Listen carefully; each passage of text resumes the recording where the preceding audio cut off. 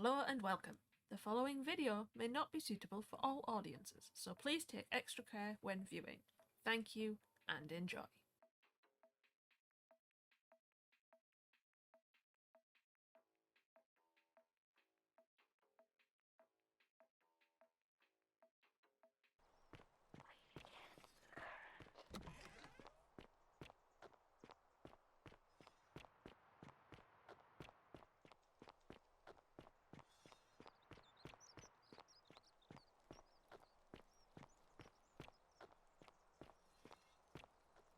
I'm avoiding going to the main town just because I feel that's where a lot of stuff is going to be, and I want to have checked everywhere else first. Toilet.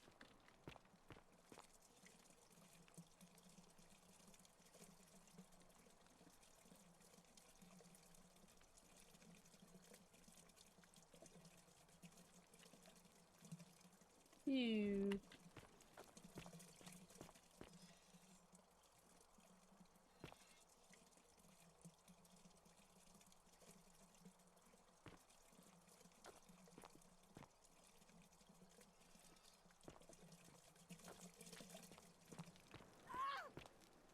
Oh, hurt myself. Time to go to this marketplace. Start at the main entrance.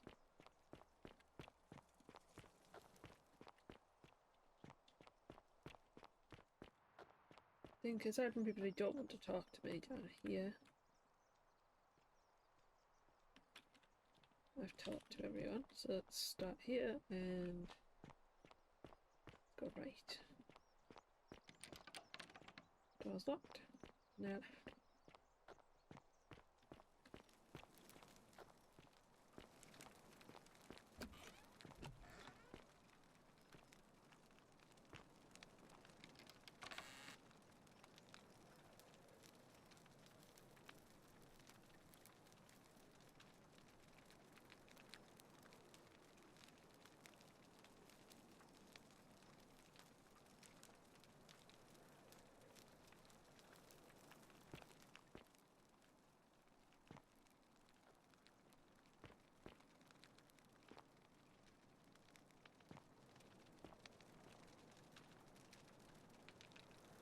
Oh, he's naked. Alright, most things are.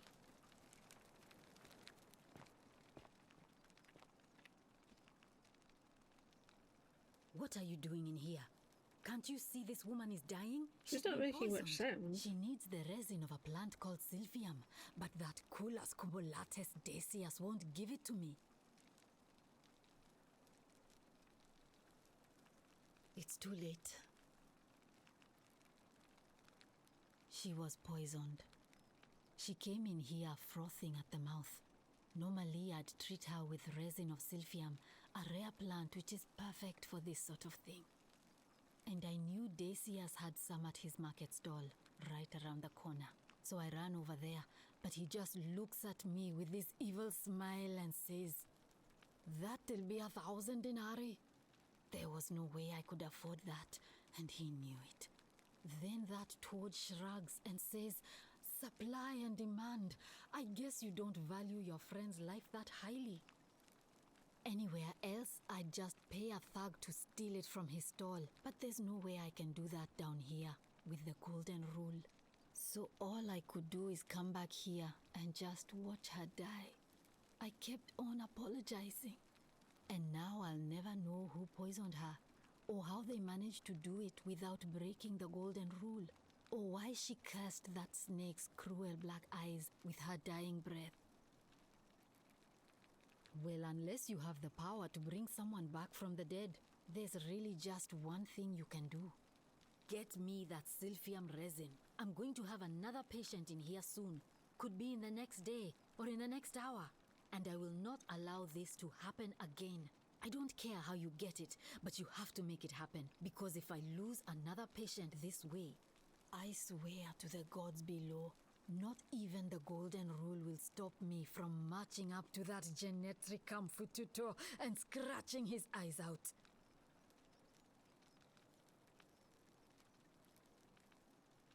I'm Lucretia, And I'm going to be straight with you. I'm not a physician. This is Nevia's clinic. I've just been filling in ever since she disappeared. I'm tired and out of my depth and miserable all the time. But I'd rather take this on myself than let one of you lot mess it up. My husband and I moved to Rome from Caesarea. He embraced the Roman way more than I would have liked and turned into an awful philanderer. I would have divorced him and demanded the return of my dowry, but I knew he would sooner have me killed than give me my right. So I waited for the right time to take what was mine and disappear. And then the fires came. As he prepared to evacuate our villa, I gathered our most precious belongings, coins and gemstones, and the moment his back was turned, I ran. I could barely see for the smoke, and the streets were full of people trampling each other. I ran for the river, like everyone else, and leapt in. The next thing I remember, I was waking up on a riverbank, not far from here. It's all right. Say what you will about this place. At least my fornicating husband will never find me. And while there's no shortage of snakes here, at least with the golden rule, they have to try to be discreet about it. Oh, this shrine was in use as a clinic long before any of us arrived here. Kind of strange to set up a clinic in the temple of the god of disease. But the god who inflicts a curse is also the only god who can undo it. So I suppose praying to Apollo for healing kind of makes sense. Well, she used to run the clinic. She was a midwife, not a physician, but she was the closest thing we had down here. And she was good too, until she suddenly lost all interest in us. One day she told me she'd made some profound discovery about the golden statues. This changes everything, she kept saying. But I had no idea what she was talking about. The last time I saw her, the last time any of us saw her, she was muttering to the statues, like she could talk to them. And then she shut herself in the palace, barred the door from the inside, and nobody's seen her since. She's been gone so long now, we figure she's either dead or up to something so strange that she doesn't want anyone else to know about it. But I really wish I could reach her, because that's the only hope I have of solving a troubling problem, a real thorn in the paw situation. One of my patients is suffering from terrible rheumatism. His joints are inflamed and he's in constant pain. I really shouldn't say. He wouldn't like it. And he's a little bit scary. He's become so irritable that the smallest things set him off, and I worry he'll end up losing his temper and lashing out, and you know what that means. I just know Nevia would know how to treat him, assuming she's still alive. But nobody seems to know how to get into the palace. You did? That's unexpected. But tell me, what is it? Willowback. I should have known. It was under my nose the whole time. That's very helpful. Thank you. If this works, it should settle Rufius down some. I have some right here. Could you do me a favor and give him some of this? He'll just need to swallow a pinch of it. I'm hoping it will avert disaster.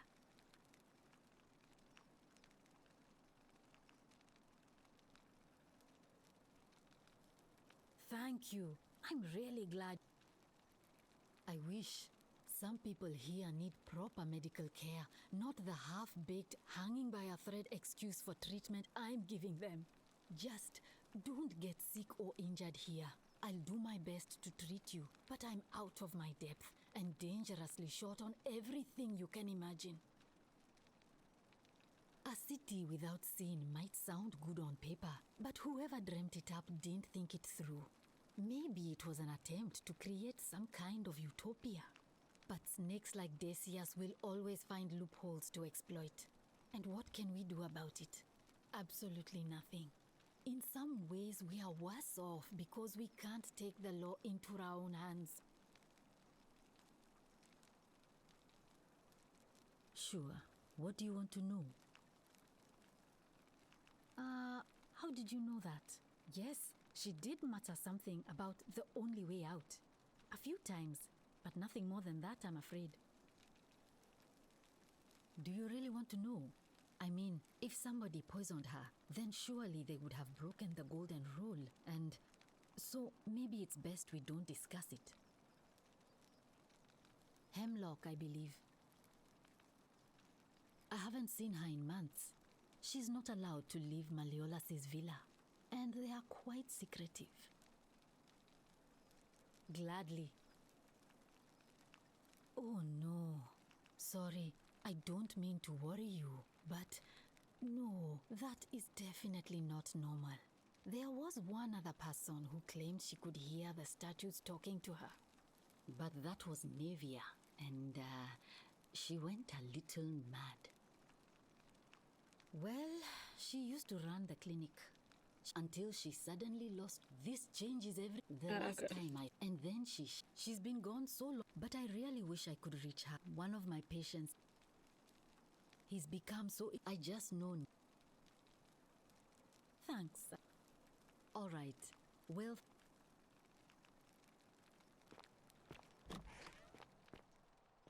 Sophia. Isn't the great temple majestic? Oh, his time actually went by. Sophia. Ah, you again. What business is that of yours? Willow bark. And this will work? Oh, thank God. Finally, some relief. This is what I've been praying for. Maybe God hasn't abandoned me after all. Thank you. I've been in a lot of pain lately. The rheumatism, these cursed statues always watching, and the crisis of faith. It was too much. Started messing with my head. This is exactly what I needed to set it straight again. I owe you one. See you around.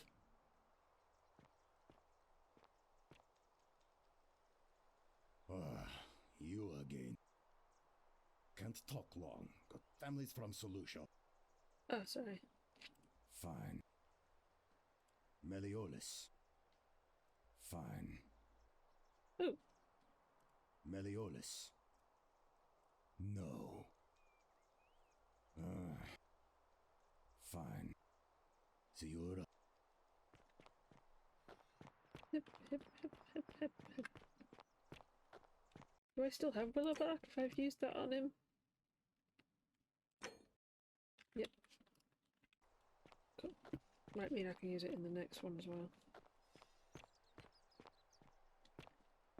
Next person. Hello. Ah, a fellow traveler from a faraway land. Hello, Georgius. Greetings, I'm Georgius. It gladdens me to see another foreigner in our midst. We must stick together, you and I. And I must say, my sartorial friend, your clothing is most extraordinary.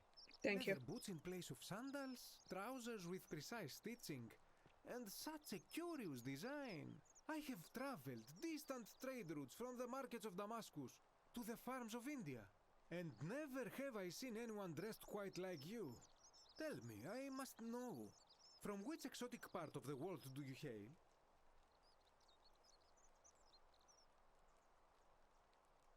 Then you are an explorer, like me. Wonderful. You must have many stories to share. I cannot wait to hear them. We will have much time here to get to know one another. But for now, do you require assistance?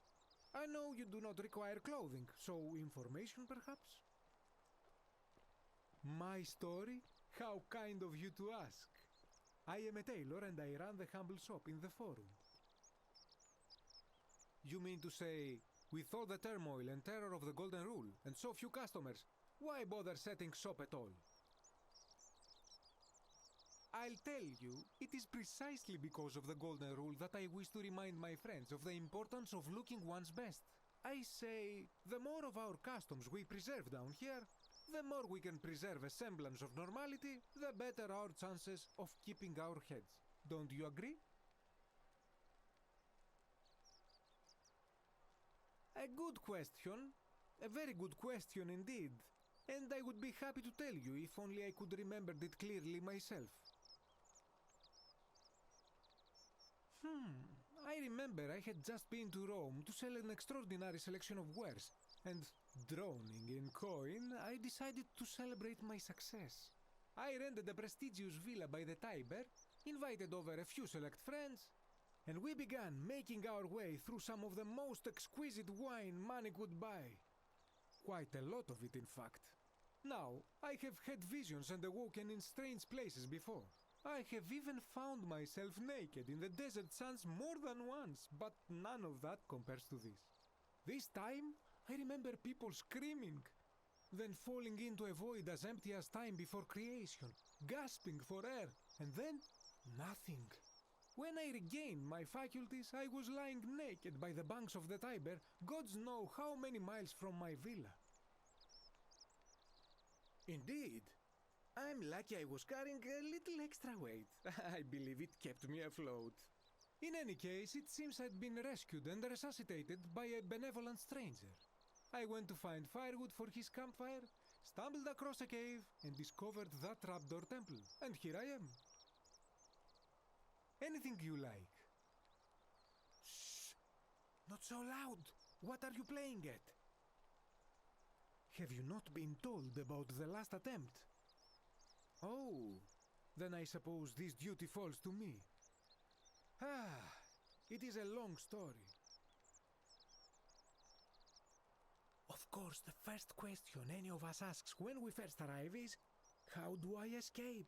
It is only natural after all. And scaling the chasm wall is out of the question, for it is simply too steep and too far. But as they say, if the wind fails, use the oars. And here the second option is to leave the way we came in, through the shaft above the bathhouse. See, the shaft is quite high, but if one gathered up enough wood, one could make a series of ladders and climb one's way out. They have. I am getting to that. There was an attempt made by resourceful fellows who lived here some years ago. They even decided to keep records of their escape attempt for posterity. Unfortunately, as soon as they began to carry the first ladder down the hallway, they heard a godlike voice shake the entire city, and that, tragically, is where their tale ends. So it seems that to merely attempt escape is to invite the wrath of whichever god oversees this place, and so I say it is best to not even discuss it aloud. Ah, yes. The many shall suffer for the sins of the one. As a Greek, this is nothing new to me. It is how our gods operate. Have you not heard the tale of the god Hades? He was the first to learn this dreadful lesson when he abducted Persephone and imprisoned her in the underworld. When Demeter, the mother of Persephone, learned of this, she did not punish Hades, the guilty one. Instead, she changed the climate of Earth so that it became hot and dry. Nothing grew. The grain turned to empty husks and the rivers dried up. Innocent people died by the tens of thousands until at last the other gods were forced to act lest they have no worshippers left. So yes, we know this rule. This has always been the case. The golden rule has merely brought it into focus. If we are to survive, I say we must each heed the simple wisdom of Thales of Miletus, first of the 7 sages of Greece, who said, "Avoid doing what you would blame others for doing." It does, doesn't it? But it is not enough for us to do this alone. For even if 99% of us adopt this principle, that will never be enough. Sadly, no matter how well we protect ourselves, the life's work of many good people can be undone in the blink of an eye by a single selfish act. Ah, the voice of experience. I am sorry for your loss, my friend. But on a lighter note, I will say one thing for the Golden Rule. For all their grim and haunting poses, these golden statues do make magnificent models for my clothing, do they not? That, my friend, is quite the dilemma. But after some reflection, I'm leaning toward voting for Malleolus. I do not enjoy the thought of another visit from Domitius if I voted the wrong way. Nothing comes to my mind, my friend. I hope that our paths cross again soon, my friend.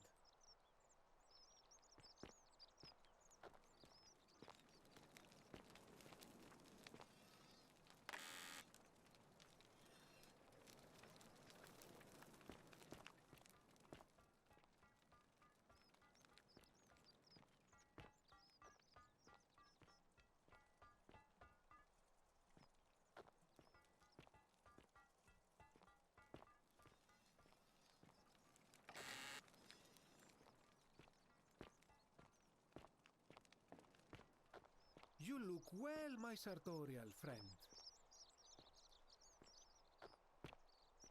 You know what, I want to know what banging is. I think it's a forge. Make sure you stay away from that empty shrine. It's going to collapse at any moment. Ah, a new face. Salve, and welcome to a little community. My name's impossible to pronounce for most people, so you can just call me Virgil. You arrived on a sad day, friend. What with Julia's death? I wish we could have met under better circumstances. Well, I'm an architect. Or at least I was back in Rome. That's probably too grandiose a term to describe what I do here. Help out with repairs and try to stop old buildings from collapsing on people, that kind of thing. But you probably don't want to hear about the ingenious architecture or mysterious history of this place.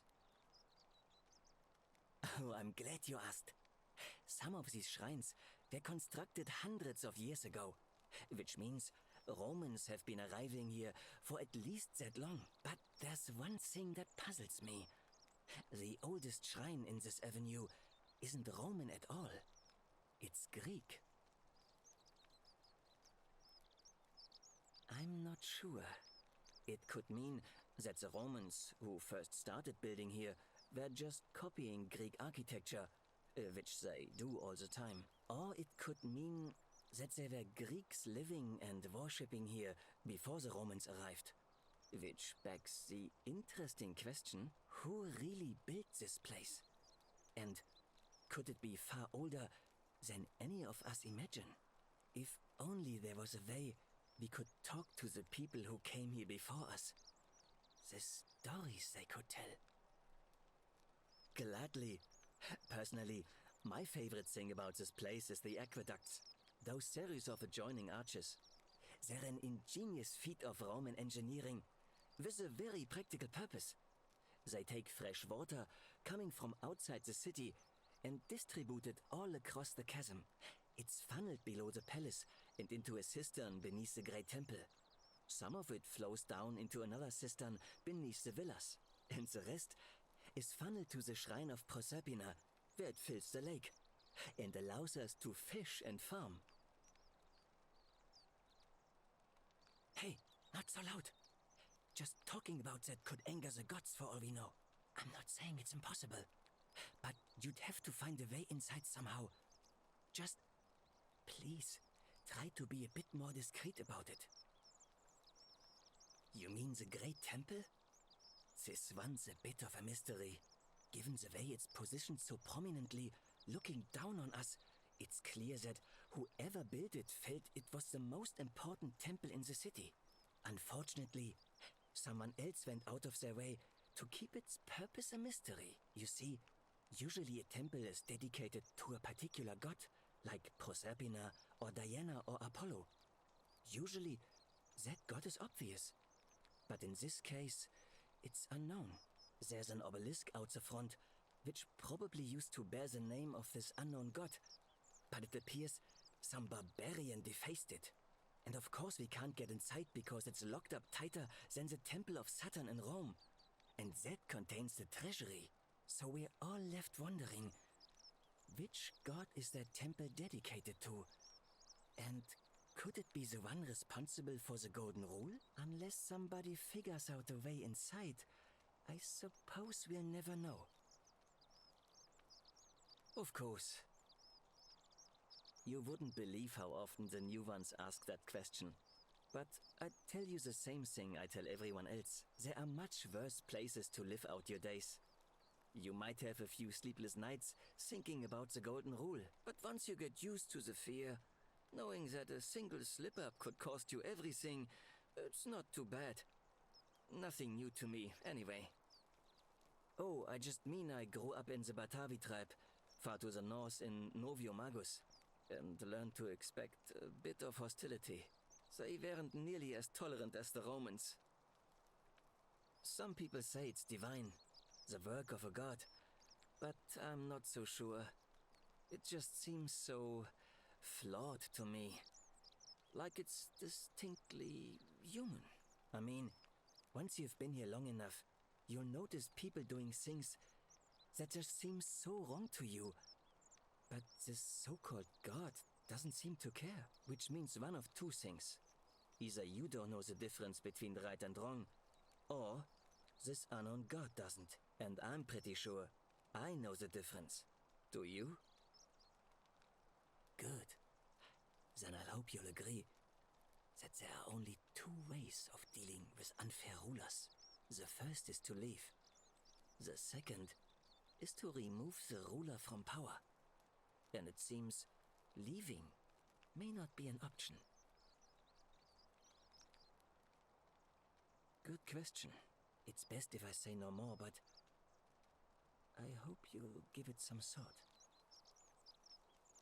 Oh, it means someone thinks I'm a sinner, and that I'm going to break the golden rule. Look, I haven't done anything wrong, if that's what you're thinking. Somebody just has a problem with my preference for male company. Hey, nothing gets by you, huh? Sorry, that was mean. Yes, I like men. And when you grow up in the north, as I did, in the city of Noviomagus, you expect a bit of hostility. The Batavi are not known for their tolerance. I saw enough friends killed or driven away to know the cost of not keeping your personal affairs to yourself. So I hid who I was for, what was it, nearly 10 years? Watching what I said and where I looked. But that kind of fear eats away at you slowly, until living isn't any better than the thing you were afraid of. Needless to say, since I'm now living underground, halfway across the known world, with an assumed name, my openness didn't go down well among the enlightened folk of the Batavi.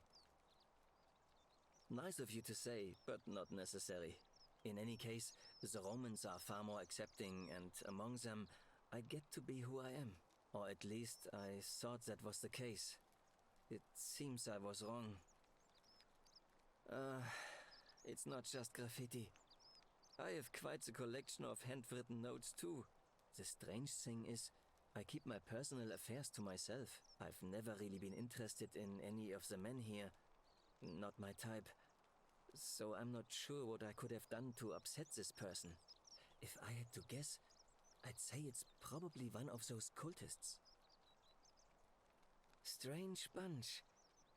They insist there's only one god, and that he considers my nature a sin. Can you believe that? If there are any of them here, they won't admit it. Not since they supposedly burnt down half of Rome last year and went into hiding. All I know is, if these threats keep escalating, eventually my secret admirer is going to cross a line and break the golden rule. Really? Who is it? You went snooping in his place? That was risky. We're lucky you didn't cross any lines. Have you spoken to him about it? I would talk to him myself, but I think that would just inflame the situation. It's probably best if you do it, if you don't mind. Well, Malleolus is talking about loosening some of the restrictions in this place. And while it's all a bit vague, at least he has a vision. My vote isn't for sale, if that's what you're asking. Nice to talk to you.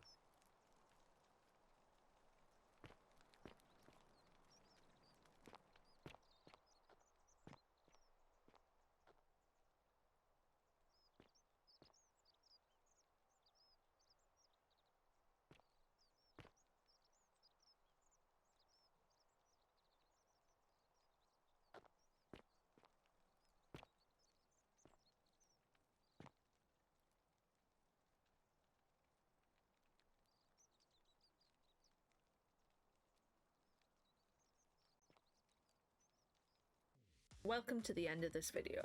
If you liked what you saw and want some more, hit the subscribe button to get notifications for new uploads, or dive into our current backlog through the videos and playlists popping up on the screen. Help me and the channel grow with a like and a comment, and consider checking out the social links in the description below. Finally, thank you for watching, and I hope you enjoy the rest of your day.